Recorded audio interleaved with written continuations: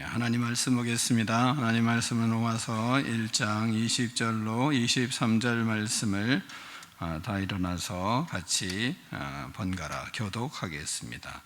창세로부터 그의 보이지 아니하는 것들 곧 그의 영원하신 능력과 신성이 그가 만드신 만물에 분명히 보여 알려졌나니 그러므로 그들이 핑계하지 못할지니라.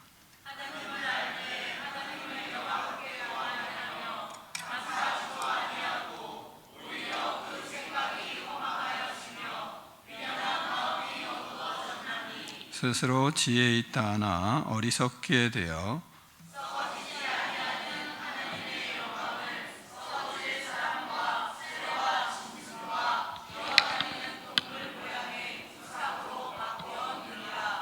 아멘. 다 자리에 앉겠습니다.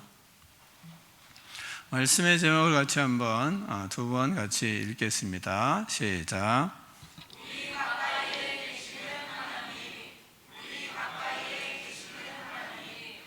아멘. 말씀을 듣고 하나님이 우리에게 얼마나 가까이 계신지 그분을 만나는 그런 시간이 되기를 간절히 바랍니다. 사랑하는 여러분, 오늘 귀한 마음으로 초청을 받아 오신 여러분을 예수님의 이름으로 환영합니다. 오늘 저는 중요한 질문 두 가지를 여러분에게 먼저 제시하고 싶습니다. 첫 번째는 하나님이 정말 계신가? 또 하나는 만약 하나님이 계시다면 그럼 우리는 어떻게 하나님을 알 수 있는가? 이 두 가지를 여러분이 좀 먼저 생각했으면 좋겠습니다. 그런 궁금증이 있지 않습니까? 하나님 계신가? 그럼 계시다면 그러면 어떻게 해야 그 하나님을 알 수 있는가? 사람들은 하나님을 보지 못했기 때문에 하나님을 알 수 없다고 말합니다. 또 하나님을 본 사람은 없습니다. 물론 성경에 본 사람이 모세가 있지만 그러나 그렇게 보여줬어도 뒷모습 잠깐. 본문의 성경은 이렇게 말씀하세요. 창세로부터 그의 보이지 아니하는 것들 곧 그의 영원하신 능력과 신성이 그가 만드신 만물에 분명히 보여 알려졌나니 그러므로 그들이 핑계하지 못할지니라. 이렇게 말씀하고 있습니다. 하나님은 본문에서 이미 자신을 보여주셨다고 그렇게 말씀을 하십니다. 어디를 통해서 보여주셨다고 하시냐면 바로 하늘과 땅, 그리고 자연과 우주, 계절과 생명 안에서 하나님은 또한 우리의 삶을 통해서 그렇게 보여주셨다, 이렇게 말씀을 하십니다. 먼저는 첫 번째는 자연은 그래서 조용히 하나님을 증언하고 있습니다. 겉으로 하나님 짠 이런 건 아니고 자연 만물이 하나님이 계신 것을 우리에게 증언하고 있습니다. 죄송합니다. 시편 19편 1절을 보면 이렇게 말씀하세요. 하늘이 하나님의 영광을 선포하고 궁창이 그의 손으로 하신 일을 나타내는도다, 이 말씀하십니다.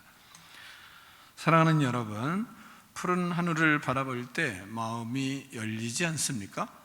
그래서 사람들은 이 하늘을 보는 것입니다. 그러면 뭔가 마음이 열리는 것 같은 느낌을 받습니다. 우리 교회 주변을 여러분이 오시면서도 보셨잖아요.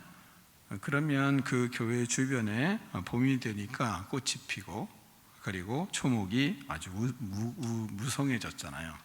저도 저쪽에 김승희 양궁장 쪽에서 이쪽 우리 교회 쪽으로 쭉 오다가 차 안에서 이 우암산을 쫙 보는데 진짜 우암산이 저렇게 멋있었나? 이런 생각을 이틀 전에 했습니다. 이 우암산의 색깔이 어우러진 색깔이 저렇게 아름다웠나? 그런데다가 또 그 밑에는 바다는 아니지만 저수지가 있고 그렇잖아요. 여기에 또 이 시에서 참 분수까지 쫙 틀어놓고 그 상황을 쭉 보는데, 야, 진짜 우암산이 이렇게 아름다웠나? 뭐 그런 생각을 하게 됐습니다. 여름이 되면 열매가 열리고, 가을이 되면 모든 추수가 무르익어서 얼마나 아름다운 계절들을 우리에게 뽐내는지 우리는 다 경험을 하고 있습니다. 겨울이 지나서 이렇게 새싹이 돋아나는 모습들을 보면서 희망이 없었던 것 같았던 자연들이 이렇게 아름답게 피어날 수 있을까? 누가 이런 질서를 만들었을까? 다 죽어갔던 나무들이 그 사이에서 어떻게 그렇게 새싹이 돋아날까? 태양은 조금도 늦춰지지 않고 이렇게 탁탁 떠오를까? 그리고 달과 별들은 어떻게 저렇게 정해진 궤도에 따라서 움직일 수 있을까?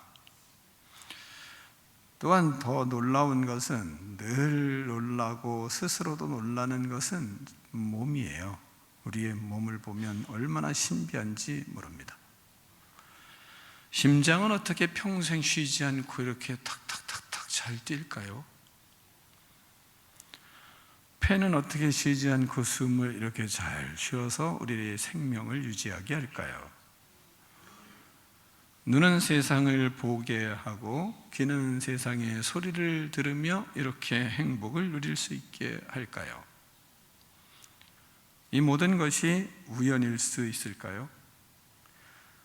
성경은 그래서 20절의 말씀을 그렇게 하시는 겁니다. 창세로부터 그의 보이지 아니하는 것들, 곧 그의 영원하신 능력과 신성이 그가 만드신 만물에 분명히 보여 알려졌나니 그러므로 그들이 핑계하지 못할지니라. 이렇게 말씀하세요. 만물이 하나님을 증언하고 있다, 이렇게 말씀하시는 것입니다. 하나님은 자연 속에 자신의 흔적을 남겨두셨습니다. 꽃 한 송이 속에 하나님의 흔적을 남겨놓으셨고, 또한 새 한 마리의 날갯짓 속에도 하나님의 흔적을 남겨놓으셨습니다. 광대한 우주 속에 창조의 손길이 나타나 있습니다. 그런데 사람은 놀라운 것은 창조주를 잊고 살아간다는 겁니다. 안타까운 것은 사람들이 자연을 보면서 감탄을 합니다. 와, 뭐 이러는데 정작 자연을 만드신 하나님은 외면하며 살고 있습니다. 산을 보며 감동을 하고 바다를 보며 감탄하기도 하고 별을 보며 놀라기도 합니다. 그러나 이 모든 것을 지으신 하나님께는 감사하지 않습니다. 그래서 21절에 하나님이 말씀하시는 겁니다. 21절은 한번 같이 읽을까요? 시작.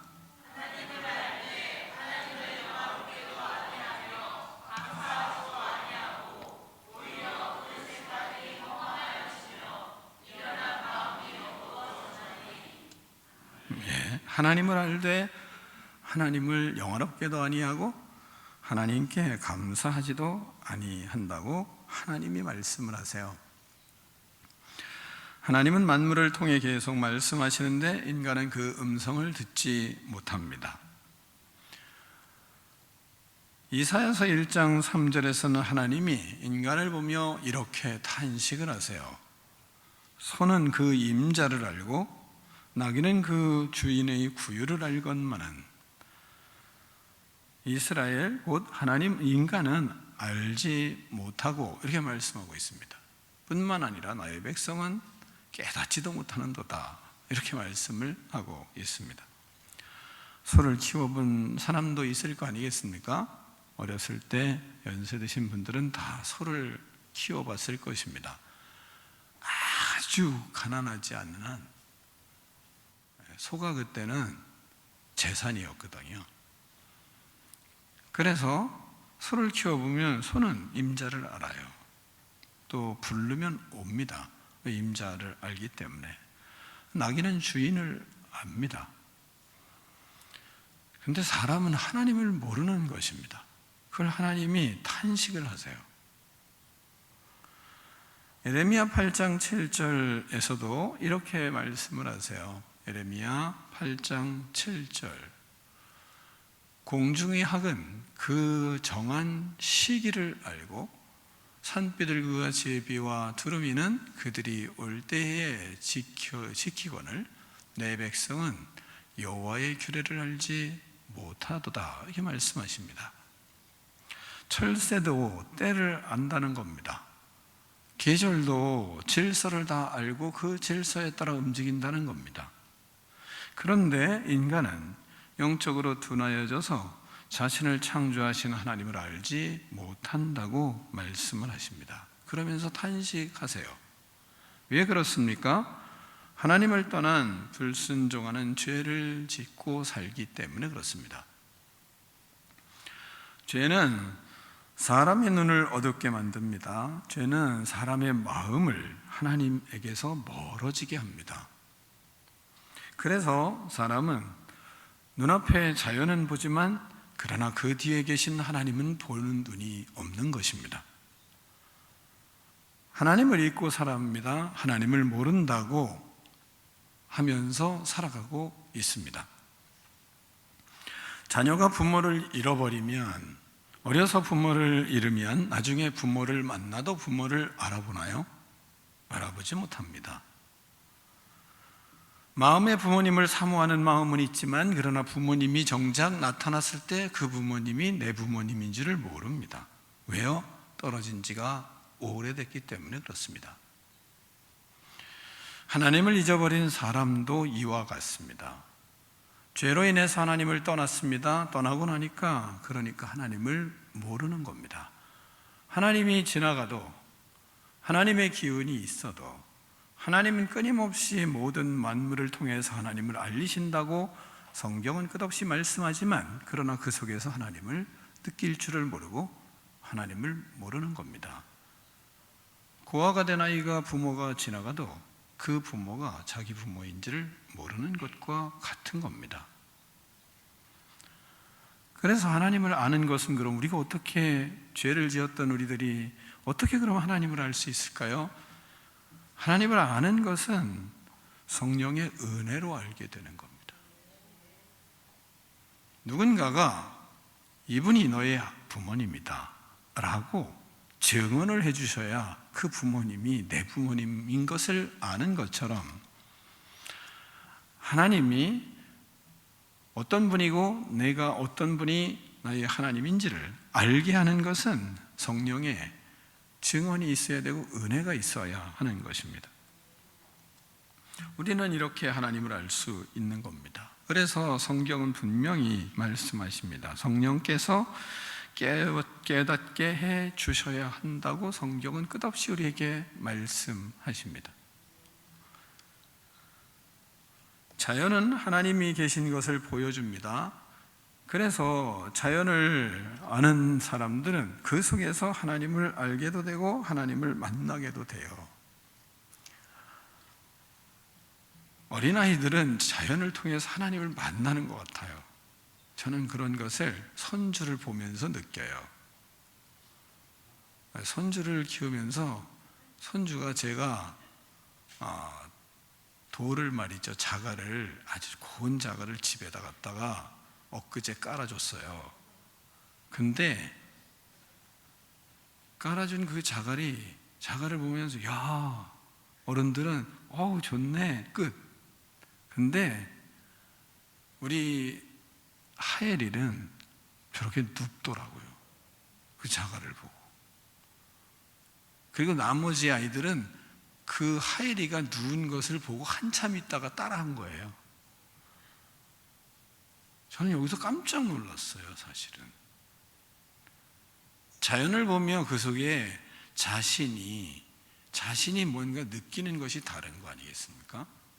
어른들은 무지막지하게 밝기나 하지 그 안에서 누우며 하나님을 기운을 느끼지는 못해요.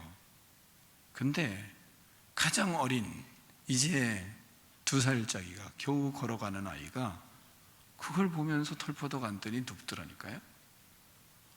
그걸 보고 나서 그때서야 다음에 아이들도, 이제 초등학교 들어간 아이들도 눕는 겁니다. 근데 놀라운 것은 저도 눕지를 않고 우리 아내도 안 눕더라고요. 하엘이의 아빠도 안 눕더라고요. 허허 웃기만 하지. 근데 저는 저게 집에 들어와서 설교를 준비하는데, 야, 이것은 자연을 통해서 우리가 하나님이 말씀하시는 하나님의 기운들을 체험을 못하는 것이 우리 안에 있구나, 이런 느낌들을 갖게 되었습니다. 자연은 하나님의 계심을 계속 보이시거든요. 그러나 예수 그리스도를 믿고 하나님을 인격적으로 아는 사람들에게 성령께서 우리 안에 역사를 하세요. 어떤 사람은 같은 하늘을 보고 하나님을 느끼는가 하면, 어떤 사람은 같은 꽃을 보면서도 다른 사람 어머, 근데 그냥 아무 느낌이 없어요. 어떤 사람은 눈물을 흘리며 하나님이 계시구나, 하나님이 나를 사랑하시는구나, 내 삶을 붙들고 계시는구나, 그렇게 깨닫고 그리고 살아가는가 하면, 어떤 사람들은 전혀 깨닫지를 못하는 겁니다. 성령께서 우리의 마음을 열어주실 때 우리는 우리의 영혼이 열려서 하나님의 은혜를 알게 되는 것입니다. 오늘 이 자리에 오신 여러분에게도 하나님께서 마음의 문을 활짝 열어주시는 그 은혜가 있기를 간절히 축원합니다. 지금까지는 우연이라고 생각하면서 삶 속에서 하나님의 인도하심을 보지 못하고, 우연이지, 아 우연이구나, 이렇게 생각할 수 있을 겁니다. 그러나 우연이 아닌 것을 깨닫는 때가 있는 거예요. 그러면 하나님을 만나거든요. 그리고 하나님이 나를 부르시는구나, 이런 생각을 합니다. 제가 이야기는 안 했지만 예를 들으려고 하거든요. 여기에 이제 우리 손의 처남이 오셨어요. 근데 우리 교회를 다녀요. 얼마 되지는 않으셨어요. 그래서 자꾸 이빨이 빠지세요.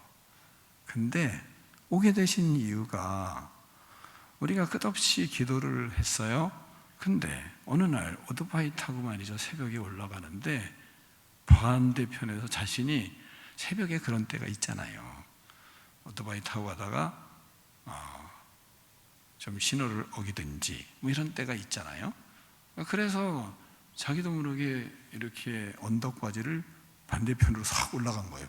근데 앞에 차가 다 와 있는 거예요. 박았으면 큰일 났던 거죠. 근데 그쪽도 쓰고 이쪽도 쓰고 거의 맞닥뜨려서 부딪힐 쯤에 쓴 거예요, 다들. 그러니까 막 하면서 아유 죄송합니다 하고 이제 온 거죠. 근데 거기 하나님이 나를 부르시는 것을 느끼는 거죠. 그래서 하나님께 오는 거예요. 우리는 아이고 뭐 그 사람도 우연히, 나도 우연히, 뭐 그렇게 우연히 맞닥뜨려서 뭐 그럴 때도 있지, 뭐 인생에 뭐 그런 위험도 있고 그런 거지. 그리고 지나치는 사람도 많죠. 그렇지만 이게 하나님의 부르심이구나, 하나님의 은혜구나 라는 것을 깨닫는 거예요. 그러니까 그 속에서 하나님을 만나는 거죠. 하나님을. 하나 더 얘기할까요? 친구가 있었어요. 아주 절친이었어요. 근데 친구가 크리스마스 날인가 언제, 날짜는 정확하지는 제가 몰라요. 근데 그 친구분이 가서 포크레인으로 일을 하다가 이 친구가 그 자리에서 즉사를 했어요. 왜 그러냐면 나무를 파다가 나무가 포크레인을 자기를 친 거예요. 그래서 어제까지 같이 식사하고, 그리고 어제까지 행복하게 서로 이야기했던 그 친구가 오늘 간 거예요. 그러니까 하나님이 나를 부르시는구나, 이렇게 생각이 든 거예요. 그러니까 똑같은 사건을 보고도 성령께서 깨우쳐 주실 때에는 우리의 인생의 방향이 하나님께로 가지만, 그러나 성령의 깨우침을 받지 못하면 인생의 방향이 악으로 갑니다. 하나님이 계시면 이런 일이 나한테 있어야 돼? 하나님이 계시면 왜 이런 일이 있어? 이것은 성령의 깨우침이 아니라 세상적인 생각으로 사로잡혀 있는 사람들의 가치관이에요. 생각을 그렇게 하는 겁니다. 그런데 성령께서 우리와 함께 하시면 생각이 다른 거거든요. 그게 하나님이 우리를 우연이 아니라 우리의 삶에서 하나님의 인도를 경험하게 되고 하나님이 우리를 이끄시는 것을 경험하게 되는 것입니다. 지금까지는 그냥 자연이라고 생각했던 세상 속에서 우리는 성령의 인도하심을 받고 살아가는 사람은 창조의 질서를 깨닫게 되고 창조주 하나님의 손길을 알게 되고 그 속에 하나님이 본문에서 말씀하시는 것처럼 보이지 않는 곳에서 하나님이 우리에게 보여주시는 하나님의 손길을 깨닫게 되는 것입니다. 그래서 하나님은 지금 여러분을 초청하고 계신 겁니다. 사랑하는 여러분, 오늘 이 자리에서 여러분이 오신 것은 우연히 그래서 아닌 겁니다. 하나님께서 여러분을 사랑하시기 때문에 여러분의 이름을 아시고 여러분의 삶의 눈물을 아시고 여러분의 인생의 외로움을 아시고 여러분의 인생의 괴로움을 아시는 거예요. 제가 전도를 계속했던 사람이 있었는데, 근데 그 사람이 전도를 하는 가운데 자신의 속을 얘기하더라고요. 무슨 이야기를 하냐면 자신은 사람들이 너무 외로운 것을 알았다는 거예요. 너무 외로움을 알아서 그들을 외로운 것을 어떻게 달래주고 싶었다는 거죠. 거기까지는 좋잖아요. 저를 머리를 미용실이었어요, 미용실. 그래서 계속 전도를 했는데, 근데 너무 사람들을 만나보니까 너무 외롭더라는 거예요. 그 외로움을 달래주기 위해서 호프집을 한대요. 그래서 전도가 멀어졌어요. 여러분 생각을 해보세요. 외로움을 달래주기 위해서 세상 사람들은 술로 그 사람의 외로움을 달래주고 어려움을 달래준다고 착각할 수 있어요. 이건 좋은 마음이라고 생각할 수 있어요. 근데 여러분, 하나님의 마음으로 하나님이 나의 주인이시고 나의 하나님이시 되면, 그러면 여러분은 호프집을 하시겠습니까? 외로움을 달래줄 일들이 호프집으로 외로움을 달래질까요? 근데 사람의 생각은 선하여도 악으로 가게 돼 있다는 겁니다. 그래서 사람은 자기의 생각이 선해서 의로움을 갖는다고 하더라도 그 길을 걸어갈 때 좋지 않은 쪽을 선택하고 걸어가게 돼 있어요. 그럼 하나님을 못 만나요. 근데 하나님을 만나는 성령의 사람들은, 하나님의 은혜를 받은 사람은 선택이 의로운 방향으로 가게 되는 은혜가 있어서 그 안에서 하나님을 만나게 되는 것입니다.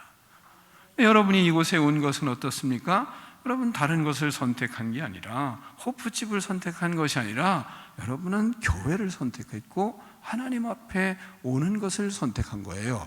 이게 쉬운 일일까요? 그분은 그렇게 목사님이 얘기하고 그분이 제가 목사인 거 다 알아요. 그런데 그렇게 전도해도 호프집을 선택한다니까요? 교회를 선택하지 않고. 사람은 몰라도 하나님은 우리를 너무나 잘 아시기 때문에 우리를 혼자 두시질 않으세요. 여러분을 왜 부르십니까? 내게 오라고, 내가 너를 쉬게 하겠다고, 내 인생을 새롭게 하겠다고, 내 삶을 붙들어 주겠다고 초청하시는 하나님의 음성을 듣고 여러분은 이곳에 온 것입니다. 하나님은 우리에게 믿음을 주시는 분만이 아니라 우리에게 생명을 주시는 분이시기 때문에 그렇습니다. 우리 인생에 소망을 주시고 우리에게 새 길을 열어주시는 하나님이시기 때문에 여러분을 초청한 것입니다. 하나님을 만나면 그래서 사람이 다른 삶을 삽니다. 하나님을 만나면 먼저 세상을 보는 눈이 그래서 달라지는 겁니다. 허무했던 삶이 감사로 바뀌어요.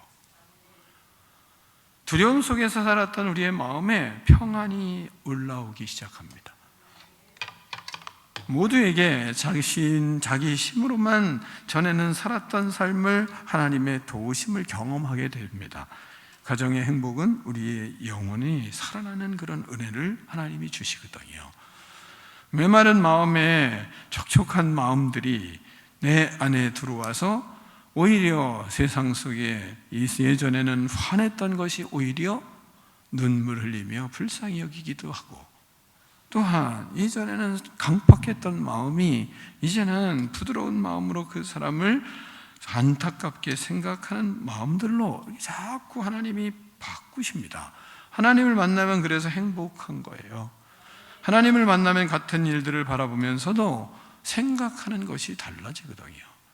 왜냐하면 살아계신 하나님이 우리의 삶을 개입하고 계시기 때문에 그렇습니다.